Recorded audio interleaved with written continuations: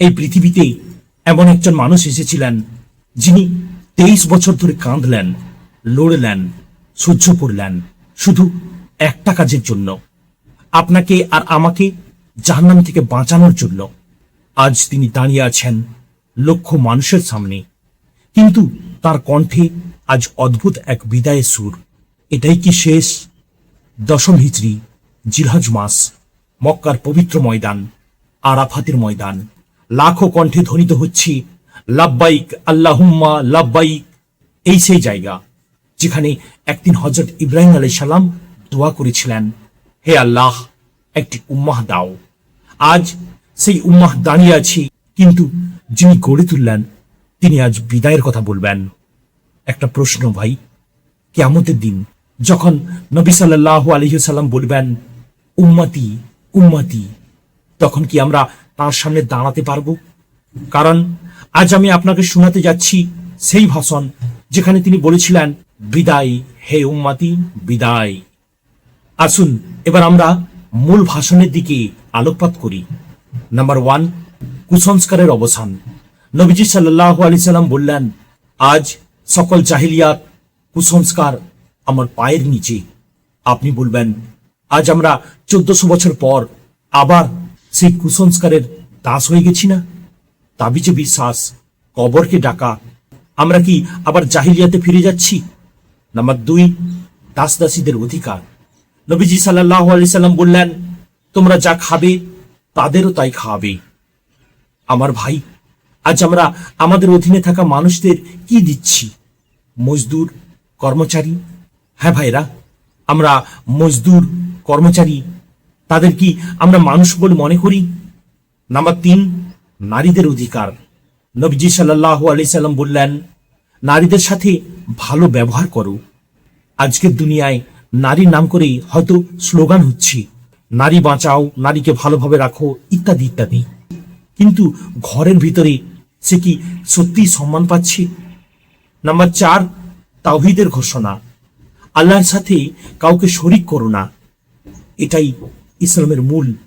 কিন্তু আজ আমরা কি শুধু মুখে মুসলিম? আমাদের অন্তরে কি সত্যি তাওহীদ আছে? নাম্বার 5, সুদ, জুলুম, রক্তপাত এসব নিষিদ্ধ। আমরা ব্যাংকের সুদে ডুবে আছি, অন্যায়ের বিরুদ্ধে চুপ। আর এটাই কি সেই উম্মাহ? নাম্বার 6, মিথ্যার ভয়াবহতা।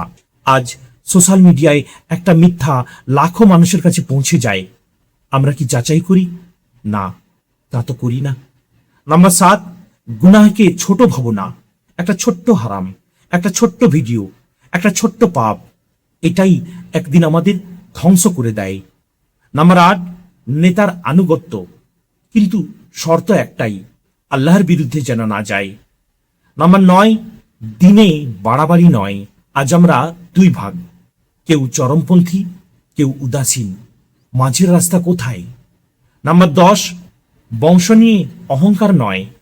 আজও আমরা বলি, আমি ওই পরিবারে, আমি ওই জাত, কিন্তু আল্লাহর কাছে একটাই পরিচয়, তাকওয়া। আপনার মনের মধ্যে কি তাকওয়াটা সঠিক আছে? এটাই আসল পরিচয় আপনার। নাম্বার 11, ইবাদতের গুরুত্ব। নামাজ, রোজা, এগুলো কি শুধু রমজানের জন্য নাকি সারা জীবনের জন্য? নাম্বার 12, কুরআন ও সুন্নাহ আঁকড়ে ধরা। আমরা কি সত্যি কুরআন পড়ি নাকি শুধু তাকেই সাজিয়ে রাখি? নাম্বার 13, শেষ ঘোষণা। আমি শেষ নবী, আমার পর আর কেউ আসবে না। তাহলে আমরা কার অনুসরণ করছি? ইনফ্লুয়েন্সার নাকি রাসূল সাল্লাল্লাহু আলাইহি ওয়াসাল্লামের?